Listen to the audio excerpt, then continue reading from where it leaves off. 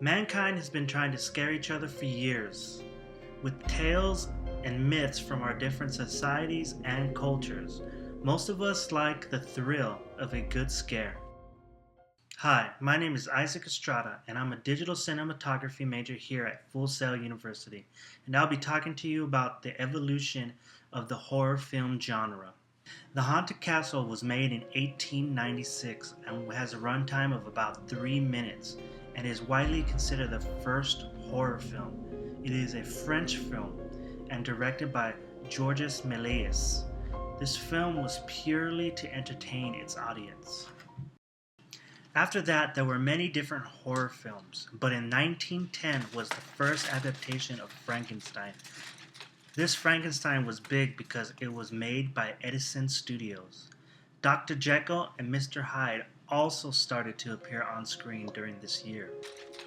But in 1920 was the first successful release of Dr. Jekyll and Mr. Hyde, and after that, the first successful release of Dracula came out in 1922 called Nosferatu, which was a great German film. Lon Chaney, the man with 1,000 faces, was most famous for The Phantom of the Opera in 1925. He also played the Hunchback in Notre Dame in 1923 and was the vampire in London After Midnight in 1927. 1930 through the 1950s saw many of these films remade and reimagined. In 1935, we saw the first appearance of the werewolf mythology.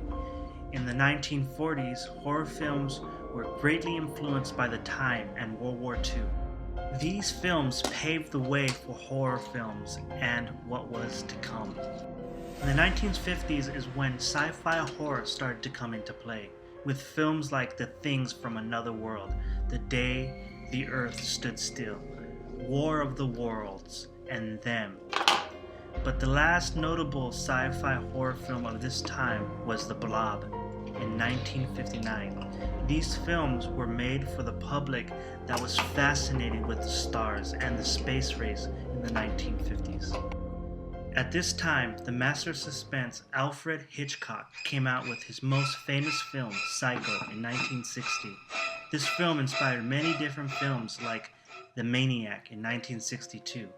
In 1968, saw a major influential film by director George Romero, The Night of the Living Dead, which is when zombie films got to what we know them as they are today.